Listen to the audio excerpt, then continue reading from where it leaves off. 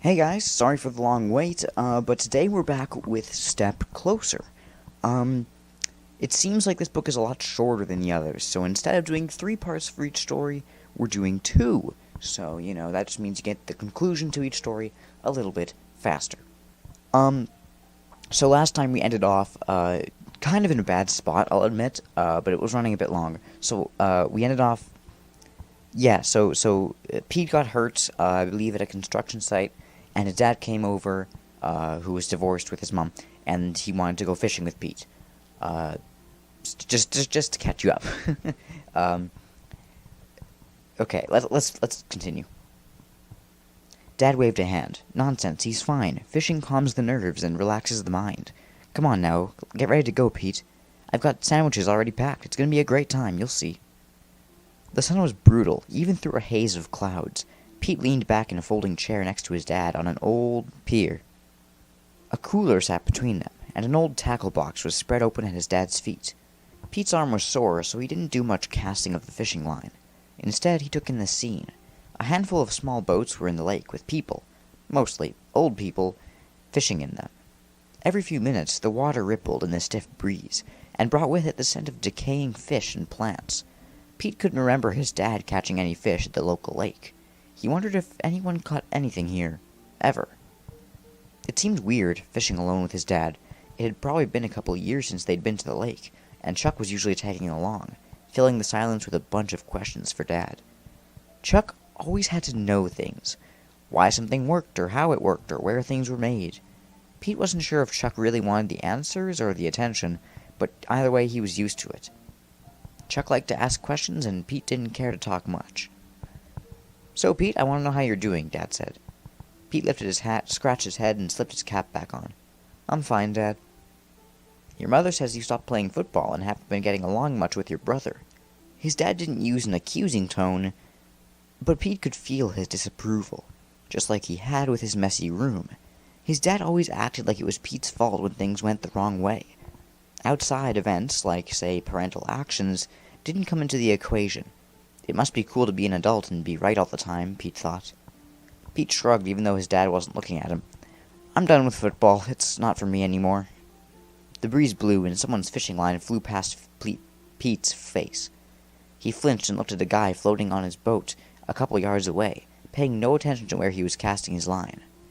His dad said, All right, that's your choice about football, but you're Chuck's big brother, and there's no choice in that. Pete didn't exactly need to be reminded, but his dad went on. And as a big brother, you have some responsibility. I was a big brother to your Aunt Lucy. Still am when she needs me. She's got a husband now, so she doesn't depend on me much anymore. At the topic of husband, he seemed to get a little uncomfortable. Pete ground his teeth together. Too bad he forgot his gum. Lectures were always boring and a waste of airspace, but at least gum would have been a distraction. He stared out across the lake, hoping something might break up this uncomfortable moment. But anyway, sometimes responsibility can be a lot for a kid, his dad said, clearing his throat. You know, with school, grades, and girls making you feel funny. His dad gave him a side glance. Got any questions about girls? Pete's cheeks burned, and he shook his head adamantly in a negative. Okay, well, my point is, if you need to talk to someone, I'm here for you, son. His dad turned to him fully then, staring like he was waiting for Pete to say something big. Pete frowned. Okay. His dad ran a hand down his head. Or if it's easier to talk to a stranger, I can find you a counselor. What? No, I don't need a counselor. Well, with your wrist... His eyes went to Pete's bandage. What about it? It was an accident. His dad's gaze became very intense. Was it really, Pete? Pete jerked back. You think I did this to myself? I've heard divorce can affect families in different ways. I didn't hurt myself, Dad. Jeez. Pete scrubbed a hand down his face in frustration. A fishing line zipped by his face again, and he jerked to the left to avoid it. If only the old guys would watch what they were doing. There's no judgment, son, if you did. I just want you to remember that I'm always here for you and your brother. Pete laughed suddenly and harshly. You keep saying that. I've barely seen you since the divorce. You're not here for me or Chuck. You and Mom expect me to take your place with him. Pete thought he would feel better after getting the truth out, but he just felt bad. There was a funny feeling in his chest, like someone was putting a hand there and pushing hard. Dad's shoulders slumped. That's not true, Pete. I live across town, and you know I work odd hours. I'm doing the best I can. You and Chuck need to know that. I mean, I'll try harder. I love you both. Yeah, Pete heard that a lot from both of his parents. But words weren't enough anymore. If Pete wanted to, he could really just cry right now. But crying hurt even worse than getting mad, so he decided on the mad. This, Pete lifted his damaged arm to his dad's face, was an accident. There were witnesses, okay? Unless I use my mind to make a buzzsaw blade fly at me and try to take my hand off, right? Not freaking possible. Just take me home, Dad, I'm done. Please calm down, Pete. Please just take me home. Pete stood so quickly that his folding chair skidded back. A gust of wind blew against him, almost taking his hat. He grabbed it before it could float away. Then he heard a very faint sound before something sharp tore into his cheek just below his eye. Something tugged his face forward. Ah! Pete! He dropped his pole as his hands flew to his face to find a fishing hook stuck into his skin. The hook was attached to a fishing line, trying to pull his skin off. He leaned forward, screaming. Shock and pain flooded through him. His heart was pounding so fast he thought it might explode out of his chest. The line was so tight. Pete stepped forward again to try and ease the pressure. There was only dark water below him, and he couldn't stop himself. I'm going to go headfirst into the lake, he thought. He felt his dad's arm wrap around him to keep him from falling. Hold still. His dad whipped out a small hunting knife and cut the line. The pressure instantly released. Pete hunched over in severe pain. Blood dripped into the water. His dad held him. It's okay, buddy, I got you. He pulled him back away from the edge of the pier. I'm so sorry, someone called out. Is he okay? The freaking wind blew my cast over toward you guys. I can't believe it. Pete, look at me. Come on, let's see the damage. His dad leaned him back. Pete could barely see the hook sticking out of his face. His eyes watered, snot ran down his nose, and tears mixed with the blood dripping down his cheek. Dad blew out a breath. Oh, yeah, got you pretty good, but you'll be fine. We're lucky it didn't take out your eye. So I guess Pete had a bad day? Pete and Dad came home, and Mom rushed to Pete. His face was all bandaged up. Chuck's eye widened. Wow, he almost looked like Frankenstein. But he'd have to save that nickname for another day. How did this happen? Mom practically shrieked. Oh, Pete, your poor face. Hey there, Chuck, my boy. Hi, Dad, said Chuck, and gave a little wave. He remembered when he was little, and he used to climb his dad's legs till he picked him up. Chuck wondered when he stopped doing that. Dad threw his hands in the air. Now, Audrey, let's stay calm. It was a freak accident. A hook caught him in the cheek. It wasn't too bad, so I was able to patch him up myself. Her eyes widened. Another freak accident on the same day? How is that even possible? Dad ran a hand down his beard. Not sure. I think he needs to stay in bed, get some rest. I'm sure these accidents will pass. Yes, resting was what he was supposed to be doing, Mom snapped. It was your bright idea to take him to the lake so he could get hooked like a fish. Why weren't you looking out for him? Dad whipped off his canvas hat, revealing his bald head. Audrey, that's not fair. He was sitting right next to me. It was a windy day. A freak thing. Pete collapsed on the couch. He looked dazed, and he watched Mom and Dad go back and forth, talking about him. Chuck wasn't used to seeing his brother so vulnerable. He was bigger than him, mouthy, and always annoying. Now, sitting on the couch, he seemed small and almost frail. Chuck went and sat next to Pete, staring at his brother's face. You look like Frankenstein. Bad, Pete. Does it hurt? What do you think? He muttered. Chuck nodded as if he understood. Pretty bad day, huh? So, what do you think is going on with you? Did you walk under a ladder, break a mirror, cross a black cat? Pete frowned. What are you talking about? He asked. What did you do to earn a streak of bad luck? Pete just shook his head. It's not bad luck, and I'm not accident-prone, he insisted. I don't know what it is. Chuck licked his dry lips and leaned closer to his brother. It's something weird, though, right?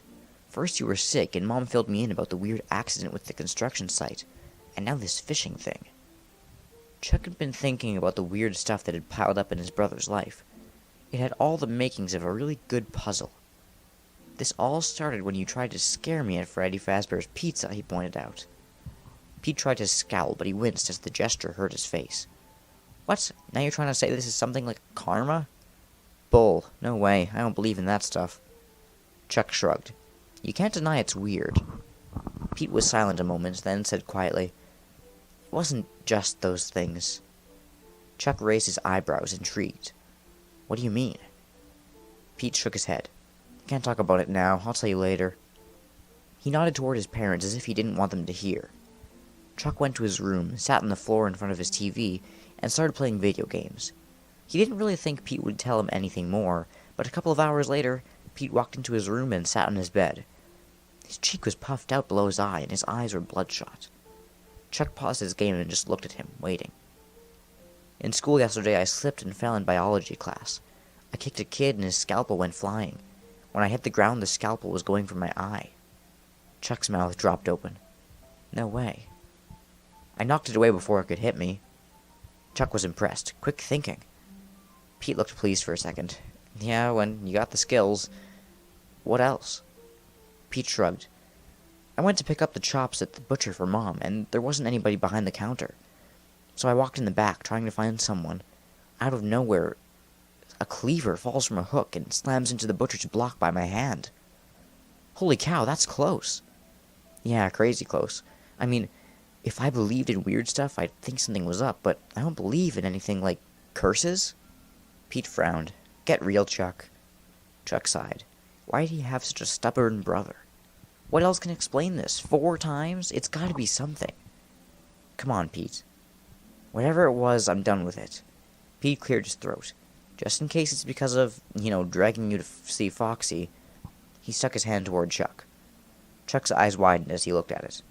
Pete lifted his eyebrows. Well, shake. Might as well, Chuck thought. Hesitantly, he took his brother's hand and shook it.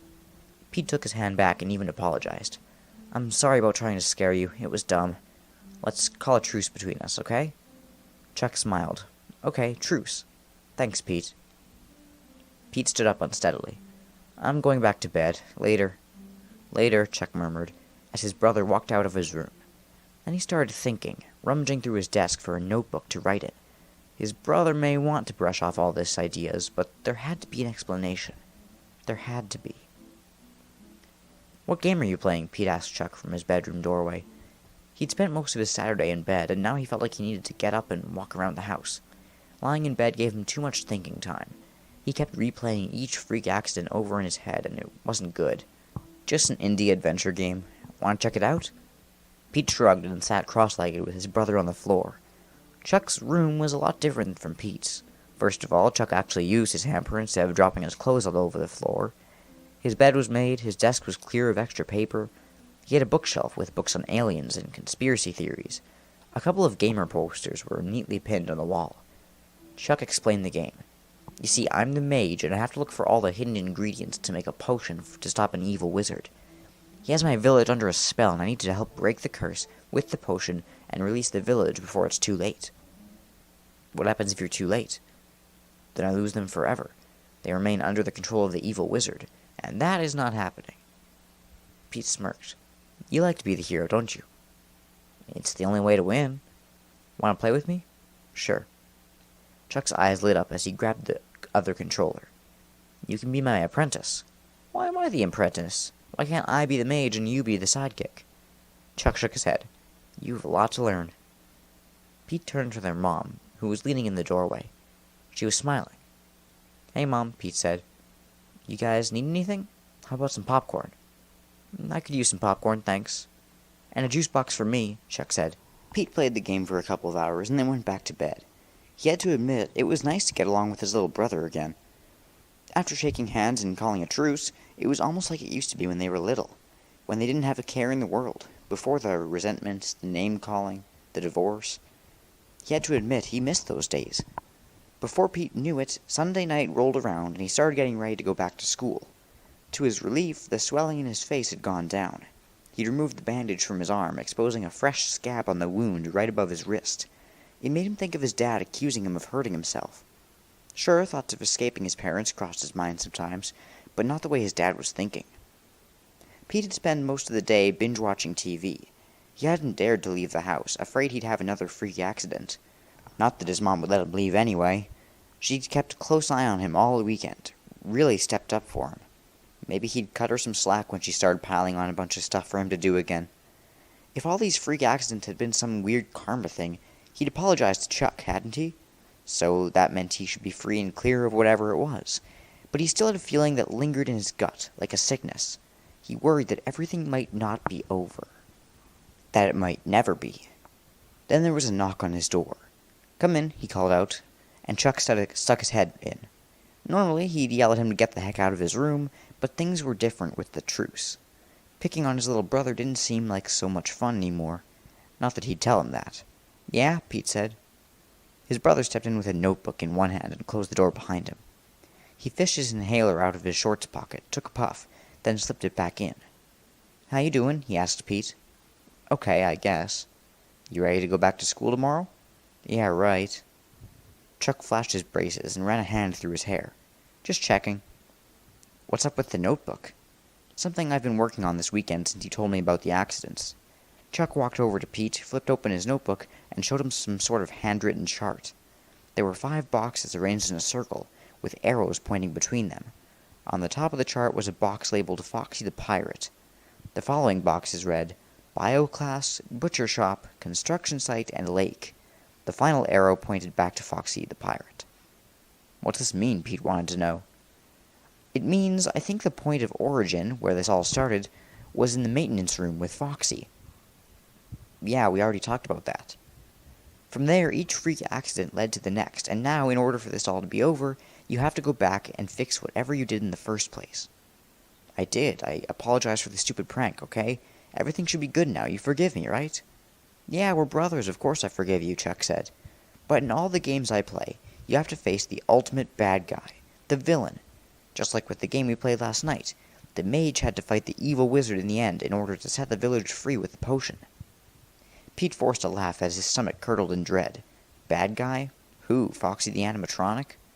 Maybe, but what exactly happened after I ran out of there that day? Pete looked back at his TV, glimpsing an action movie. "Nothing. Foxy sang a song and I left. No big deal." "You can be a pirate, but first you'll have to lose an eye and an arm. Yarg!" Pete's pulse picked up as he heard the words in his head. "What was the song, Pete?" He shook his head. "Just a stupid song about being a pirate." "What were the words exactly?" "Who cares what the words were?" "I do. Please, Pete, it's important." "Fine. Something about how if you want to be a pirate, you have to lose an eye and an arm. See? Stupid." Chuck licked his dry lips. Then he grabbed a pencil from Pete's cluttered desk and started writing. "What are you doing?" "Hold on a sec." After a minute, he shoved the notebook into Pete's hands. Chuck had written additional notes under the boxes. Foxy the Pirate, pirate song, lose eye, lose arm. Bio Class, nearly lost eye. Butcher Shop, nearly lost arm. Construction Site, nearly lost arm. Lake, nearly lost eye. Pete shook his head in denial. "No," he muttered as he started to shake. "You're wrong. You can't ignore the facts, Pete. Foxy wants you to become a pirate, and the accidents are getting more dangerous." "No," he yelled. "Foxy is a damn robot. He's made of metal and gears." He ripped out the page of the notebook and started to shred it. "This is all made up in your messed up gamer brain. It's fantasy, not real." "Pete, stop." "Shut up. Just get out of my room." He shoved his brother and threw his notebook at him. Chuck stumbled back in shock, his face turning red. "I'm trying to help you." Pete jammed a finger in the air toward Chuck. "No, you're trying to scare me for all the times I've scared you. It's always winning with you, right? Well, this isn't some game for you to win."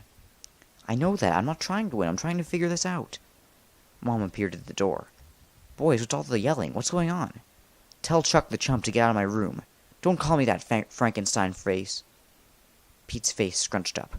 "Oh, you've been waiting to use that one, haven't you? You're gonna pay for that. Truce is finally over." "Fine by me. You can take your stupid truce and jam it up your nose." "Boys, calm down," Mom yelled.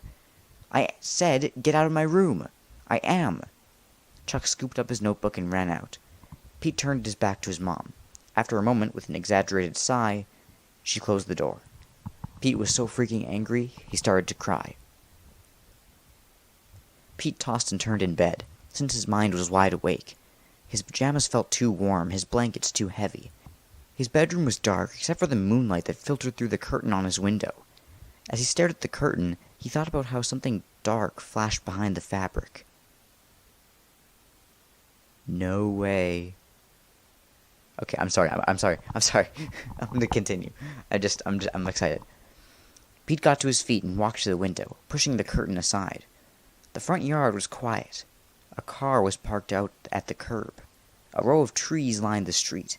Nothing out of the ordinary. He rolled his shoulders to release his tension, then went back to bed. He hit his pillow a couple of times to get comfortable. Then he stared at the ceiling and stared some more. No use, he still couldn't fall asleep. A moment passed as he found his eyes lured back to the window. Don't get up, don't look. But he couldn't help himself. Something felt strange. He was alone in this room, but he felt like he was being watched, which was completely stupid. Sighing, he stood and walked back to the window, again pushing the curtain aside. He was about to step away when he caught a movement behind the trees. Was someone there? Pete's pulse raced. He rubbed his eyes, blinked, and searched for more movement, but nothing was there. His mind was messing with him. He was freaking paranoid. He took a breath and released it. It was probably just the wind blowing the branches. He scrubbed his hands down his face and lay down in his bed.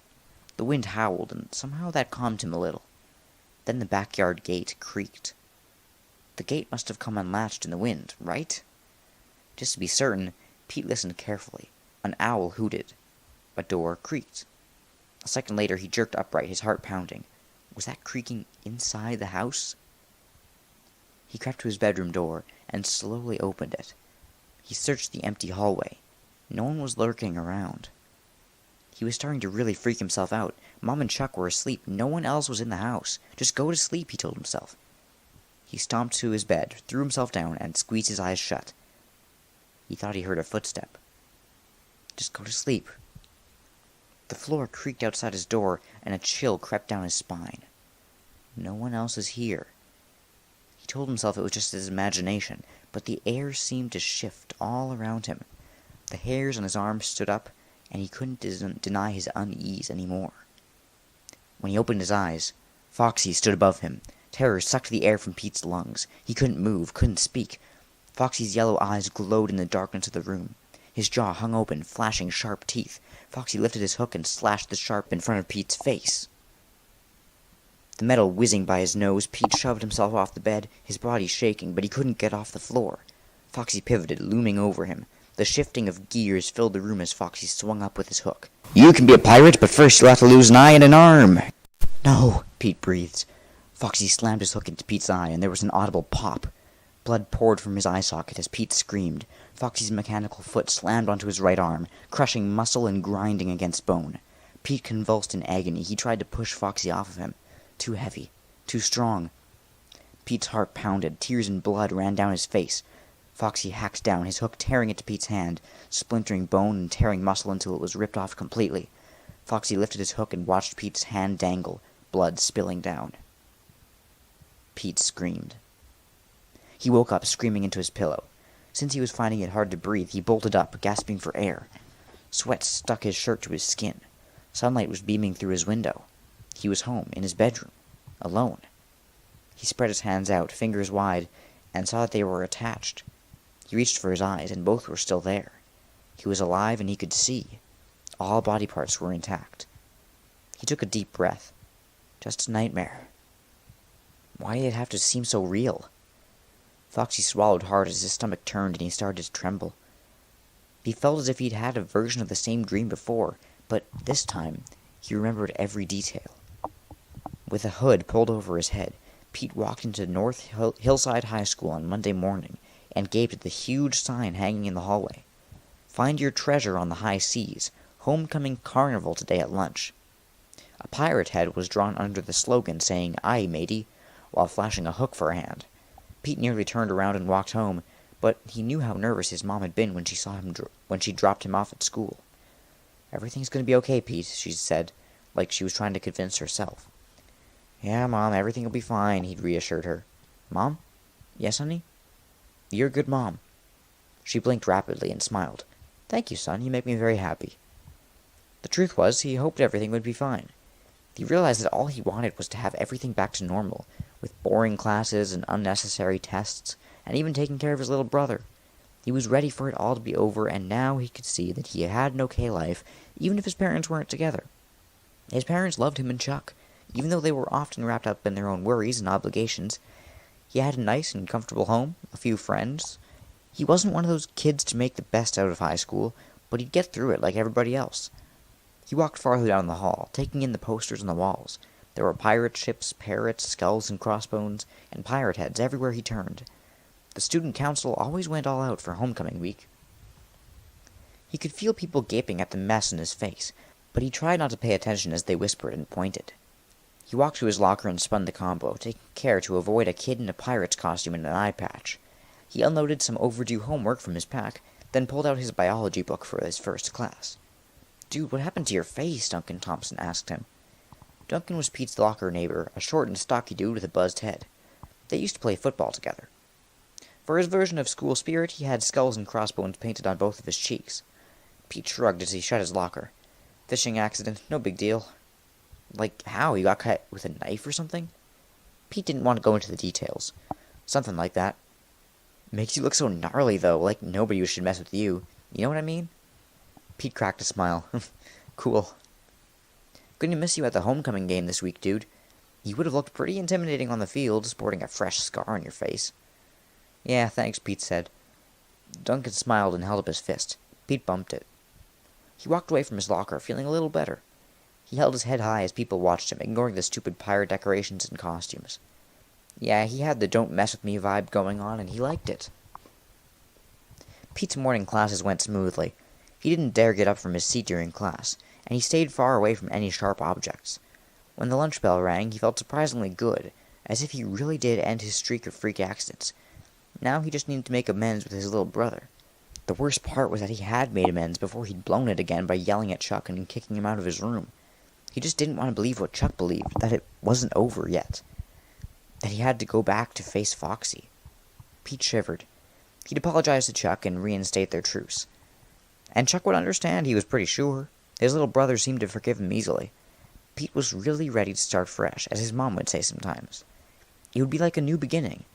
He never really understood what she meant by that until now. The sun was out as he stepped into the school courtyard where the carnival was happening. Food booths and games were set up and spread about. Kids roamed around eating cotton candy and junk food.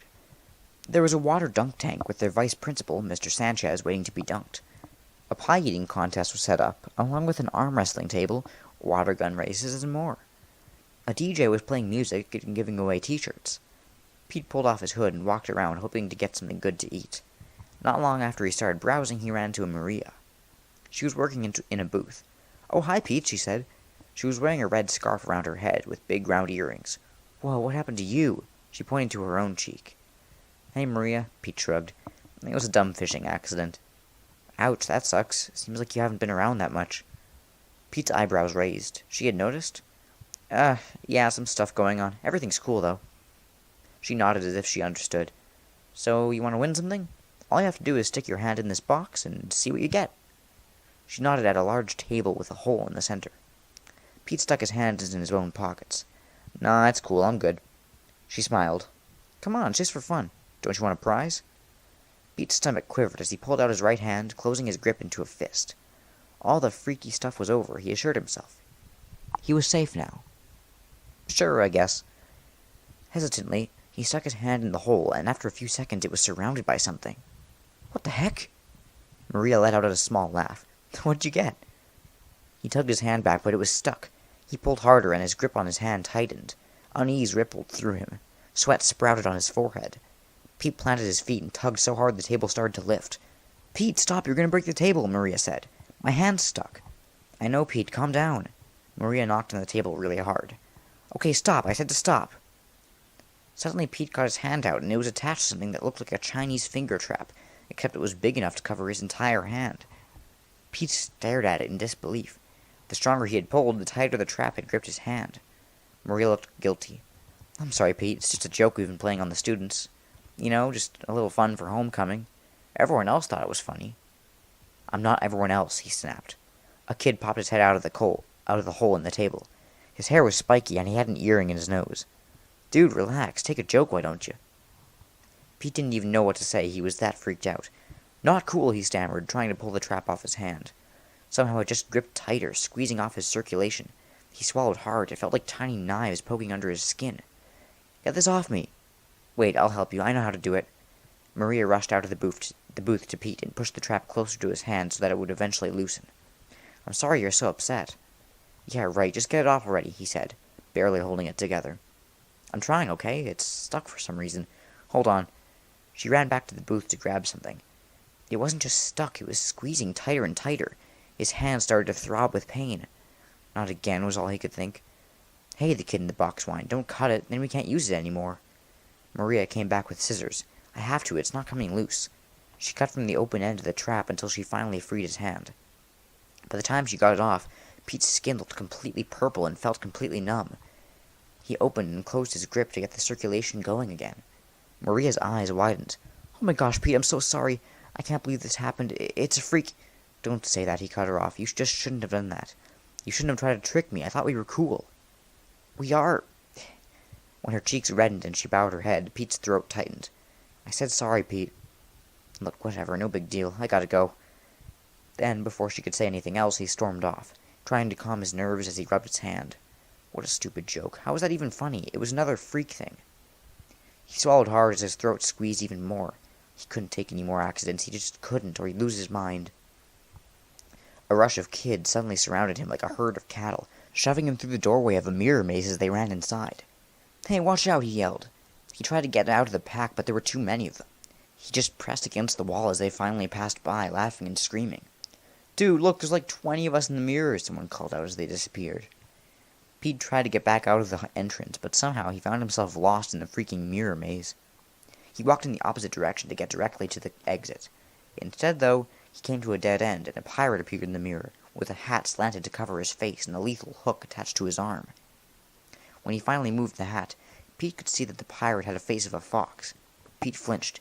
He looked behind him, thinking the fox pirate would be standing there, but there was only another mirror.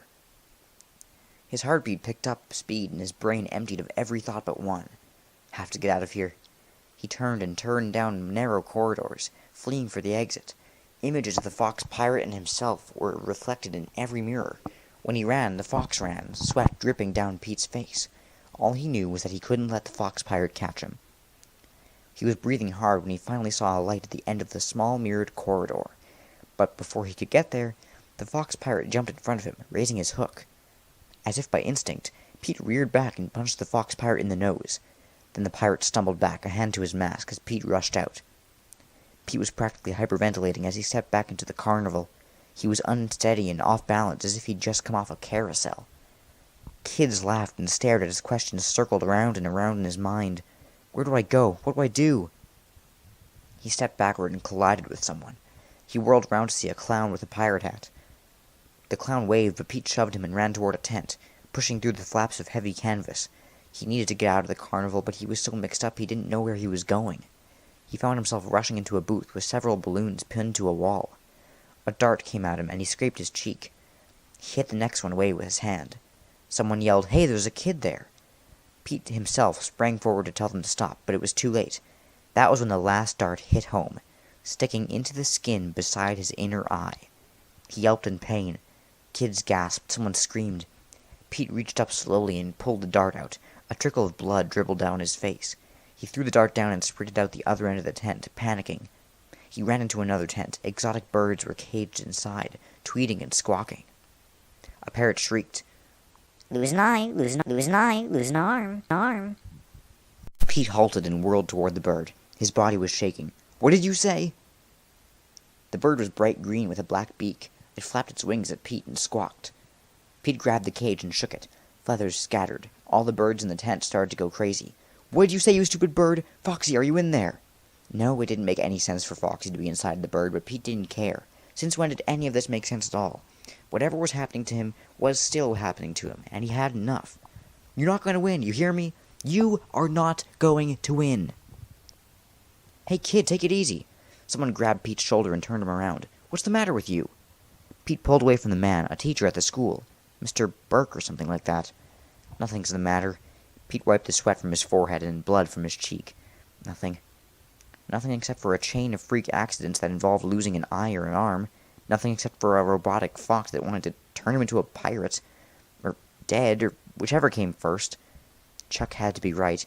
He had to get back to face Foxy and finish this once and for all. Mr. Burke reached out a hand. You don't look too good. You're bleeding from your eye. Let's go to the nurse to get you checked out. Pete pulled away. No, I'm fine, he insisted. All right, take it easy. What happened to your cheek? Too much has happened to me. Pete just shook his head. Too much.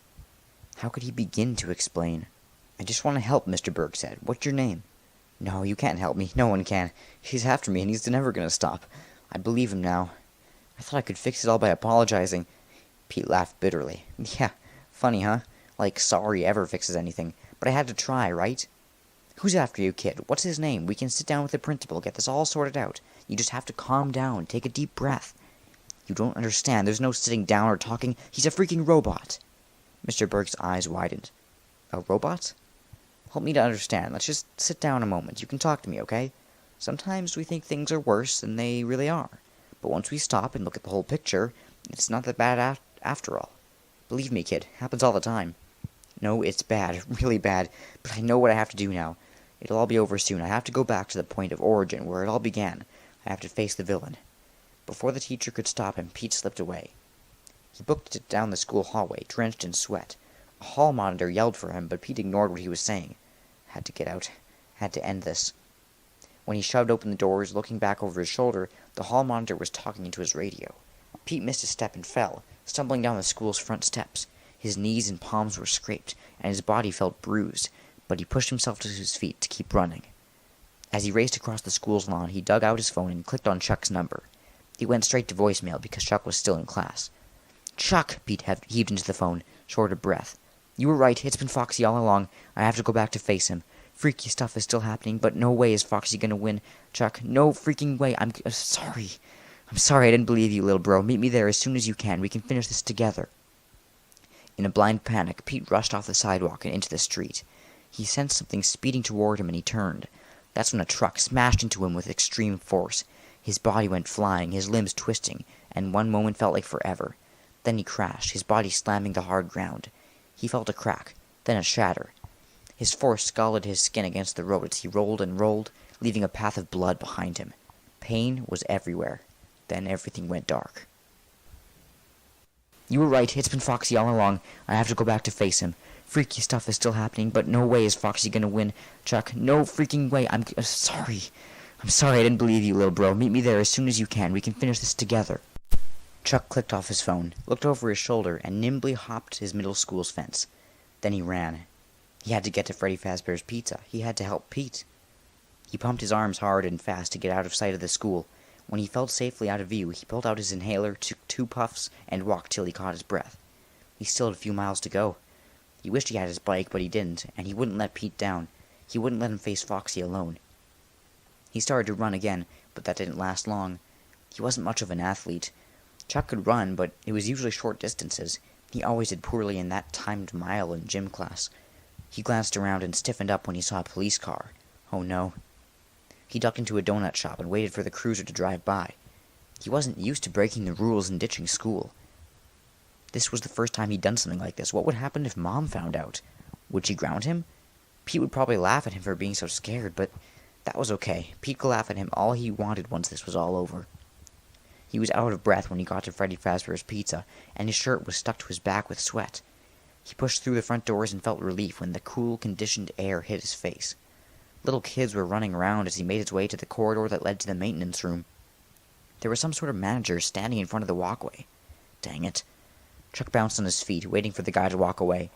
He pretended to play an arcade game until the guy finally moved along. Chuck walked slowly to the doorway, slipped through, and raced down the corridor until he got to the door. It swung open to reveal absolute darkness. Chuck swallowed hard as he stomped inside, and the door slammed behind him. Fear nearly swallowed him whole, but he grabbed his phone from his pocket to turn on a light. He smacked his hand to his mouth to try and stop the dumb hiccups. He flashed the phone light to the left and to the right. No freaky ghosts, no robots. He took out his inhaler and took a quick puff as he continued to look around. Still the same dusty tables with old supply boxes and broken chairs, like the first time they'd visited. For some reason, that felt like years ago. Pete, he whispered, where are you? When there was no answer, he wondered if Pete was trying to scare him again. Then he pushed that thought away. Pete had sounded really upset on the voicemail. He'd been physically hurt, and he finally believed Chuck's theory that it all began with Foxy. They were finally agreeing on something. Now Pete was treating him like a real brother instead of a problem he had to deal with every day. Pete, are you here? When he was answered with silence, Chuck dialed his brother's number. It rang and rang, finally going to voicemail. Pete, where are you? I'm here with Foxy waiting for you. Call me. Or just hurry up and get here. You know this place gives me the creeps." Chuck ended the call and stepped forward, aiming the phone light at the small stage. A chill ran through him and he shivered. Instinct told him to move far, far away from the stage, to get out. He couldn't, though. This wasn't about his fears. This was about his brother. Swallowing hard, he walked over to the control box. He would find out what happened to Pete that day. He really needed to know if Foxy was somehow haunting his brother. His hand was hovering over the start button when his phone rang and he jumped in the air. He quickly answered. "Pete?" "No, son, it's Dad. Where are you? I went to school to get you, but you weren't there." Chuck was suddenly scared he'd get in trouble for ditching. His throat tightened. I'm sorry, Dad. Pete needed me. I had to leave. I won't ever do it again, I promise." "Pete? What do you mean? Did you talk to him?" Not exactly. He left me a message to meet him, but he's not here yet. I don't know where he is. He won't answer his phone." "Oh, son." His voice broke. What is it, Dad?" A wave of dread washed over him. "Why were you picking me up at school?" "Chuck, there's been an accident." Dad picked up Chuck at Freddy Fazbear's Pizza and drove faster than normal to Pete's high school. He didn't ask any questions about why Chuck was supposed to meet Pete there. He said Mom had gone straight to the school when she got the call that Pete had been hit by a truck. "Let's keep the ditching school from your mom for the moment," Dad said. "She doesn't need more on her plate right now." Chuck felt the guilt like a punch in the gut. "Okay, Dad. You have to understand, it was for Pete. I would never do it otherwise." "I know, son. Don't worry too much about it. Brothers look out for each other." Chuck nodded. As they drove closer to the high school, Chuck spotted flashing lights. Police cars were blocking the street, and barricades were holding kids far away from the sidewalk. Chuck swallowed hard. "Pete's gonna be okay, right, Dad?" Dad pulled to the side of the road, a block away from the emergency vehicles, and shut off the engine. "He's gonna be fine." But his voice sounded funny, like his throat was tight. His eyes looked scared and uncertain, as if he didn't believe his own words. Chuck rushed out of the car with his dad. They headed toward the flashing lights. A police officer held up his arms. "Sorry, I can't let you through." "That's my son. I need to see him. My wife is here." "Name?"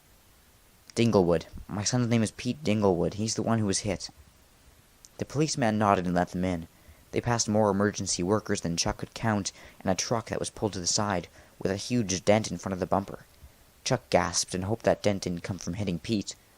There was a man sitting on the curb talking to a police officer. He had his hat in his hands and he was crying. Chuck glanced toward the middle of the street and froze when he saw Pete's shoe lying there. It was a plain white sneaker, making the blood splattered on it horribly noticeable. All he could think of was that Pete needed his shoe. Little black numbers on plastic folded cards were scattered around the road, like for an investigation. Chuck swallowed hard and followed his dad until they finally spotted his mom standing by a gurney. Her back was to them and her shoulders were shaking. "There's Mom," Chuck said, even though he was pretty sure Dad had already seen her. Dad rushed to her side and put his arm around her. Chuck held back, afraid to see Pete on that gurney. He pulled out his inhaler and took a puff before he got any closer. Behind the barricades, there were some other high school students. Some faces were in shock, and some kids were crying. Some kids were in pirate costumes. Pete probably loved that. The thought made Chuck's lips twitch, but he couldn't bring himself to smile. "Chuck," Dad said, reaching out a hand. "Come here, son." He was crying. He'd never seen his dad cry before. Chuck didn't want to move, didn't want to walk to the gurney. If he could have, he would have gone in the opposite direction.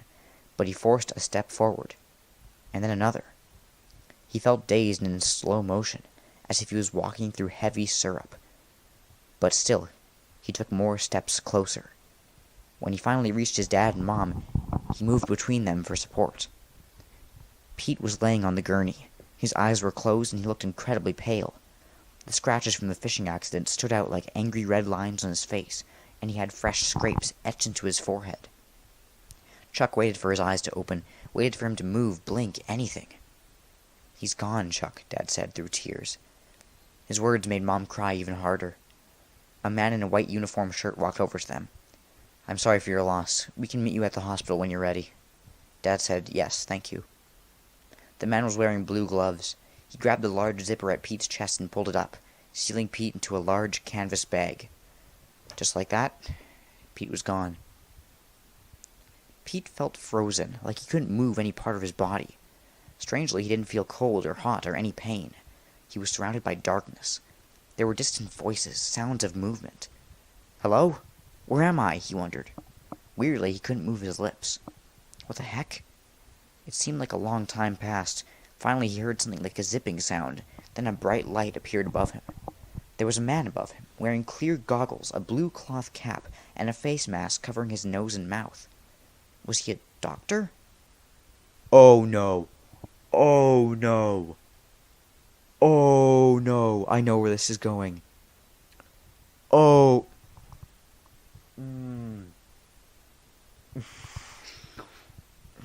Okay, I'm sorry. I'm going to continue. Ignore that. Ignore my response. Hey dude, you gotta help me. I feel weird. Pete figured he must be at the hospital. He'd been hurt by the truck, he remembered. He was trying to get to the pizza place, but he'd forgotten the rule his mom had ingrained in him since he was little. To look both ways before crossing the freaking street. Well, now he'd be fixed with some surgery. Relief flooded over him.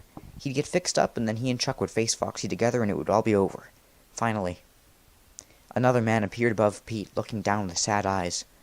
Poor kid. So young, he said. Yeah, I hate it when they're young like this.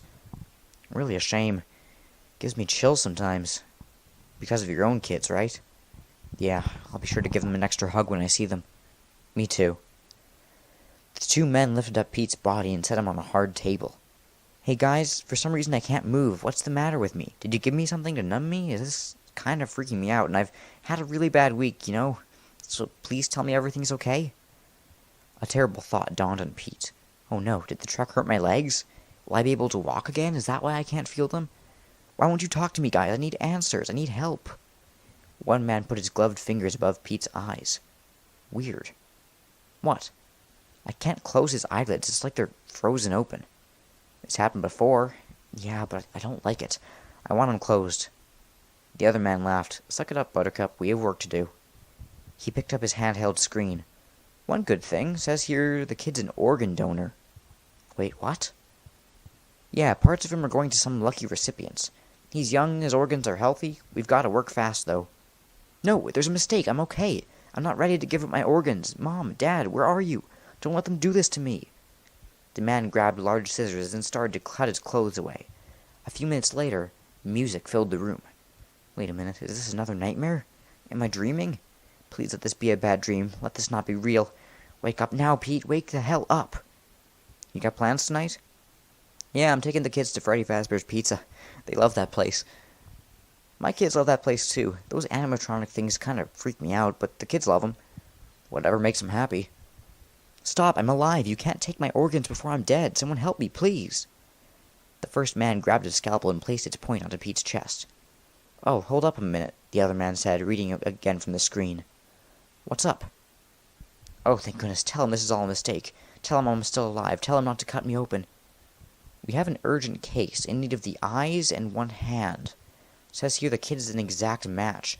The hand doesn't have much damage. It'll work, but we gotta put everything on ice quickly. The transport will be here before we know it. Let's do that first.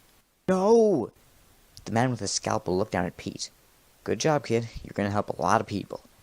He retrieved small forceps with his other hand. The second man turned on a small buzzsaw, the blade spinning in a circular blur. Let's get to work.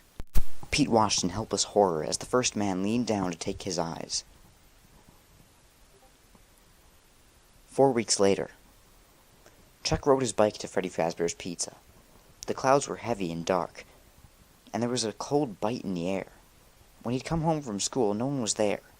Even though Chuck knew the house was empty, he called out, "Hello? Pete?" The refrigerator answered back with a low hum. The house wasn't very big, but it seemed huge and empty to Chuck. He used to want to be old enough to stay home by himself. Now that he'd gotten his wish, he wished for company. Mom had finally been able to go to work after weeks of crying. Dad was also at work. Somehow the grief of losing Pete had reunited his parents, and Dad had moved back home after the funeral. One day, Chuck watched them both clean up Pete's room. They picked up the dirty clothes, threw away some garbage, made his bed, and closed the door. It hadn't been opened since. Chuck hadn't met up with his friends in a while. He was supposed to be home doing homework, but something had been driving him to go back to the pizzeria, back to see Foxy. He'd never told anyone what he and Pete had really thought about Pete's freak accidents, how they believed the trouble had started, or why they had planned to meet at Freddy Fazbear's Pizza to face him once and for all. For weeks, Chuck had felt this heaviness on his chest, like he was supposed to do something that he never got to do. He'd replayed Pete's last message over and over since the funeral. "You were right, it's been Foxy all along. I have to go back to face him. Freaky stuff is still happening, but no way is Foxy gonna win. Chuck, no freaking way. I'm sorry. I'm sorry I didn't believe you, little bro. Meet me there as soon as you can. We can finish this together." Pete's death nagged at Chuck day and night. Sometimes when he was sitting in class, the bell would ring, and he'd realize the period was over before he'd noticed it started. He was falling behind in every subject. Teachers stared at him, but no one said much. They all knew he'd lost a brother. They all knew he'd changed. Chuck sat alone at lunch, writing in his notebook, filling it with notes, ideas, scenarios, and what could have happened to Pete, and how they could have stopped it all before Pete had gone. Well, no more what-ifs. Chuck was done wondering. He locked his bike on the bike rack in front of Freddy Fazbear's Pizza. When he stepped through the doors, the familiar scent of pepperoni wafted over him. The pings and musical game sounds vibrated around him. He walked through the arcade and saw a group of kids huddled around a game. That used to be him. He'd always loved this place, until that fateful day when Pete dragged him down the corridor to the maintenance room, and everything changed. He walked through the play area and over to the birthday tables, and watched a couple of families sitting right in front of the stage. Everyone looked so happy. The little kids were eating pizza, enthralled by the show of animatronics. Some were singing with their mouths full. The kids clapped and cheered after the song finished. Chuck walked toward the corridor that led to the maintenance room. He looked over his shoulder to see if anyone was watching, then he slipped through. He walked slowly down the darkened hallway, past the old posters, until he reached the door. He reached out for the handle, and his hand shook. He took a breath and pulled the heavy door open, stepping into the darkness. The door slammed at his back, the sound echoing in his ears. He pulled out his inhaler as his breath thinned and took a puff. Then he shoved his inhaler into his pocket and pulled out his phone light. He went straight to the small stage and straight to the open control box. No more wasting time. A shiver crawled down his back, but he ignored it. If he hesitated, he knew he wouldn't do it, and he'd been replaying this moment over and over in his head. He had to do it. He had to find out what happened to Pete. "This is for you, Pete," he said into the dark room. "I'll face the villain and beat the game." He braced himself and slammed down on the start button. He waited for the curtain to pull back, for Foxy to begin to sing, but nothing happened. All Chuck heard was complete silence. The end. Oh, that was a story. That was a story, all right. All right, well, we'll read Dance With Me, the second story, next time. Thank you guys for listening. I'm gonna process this.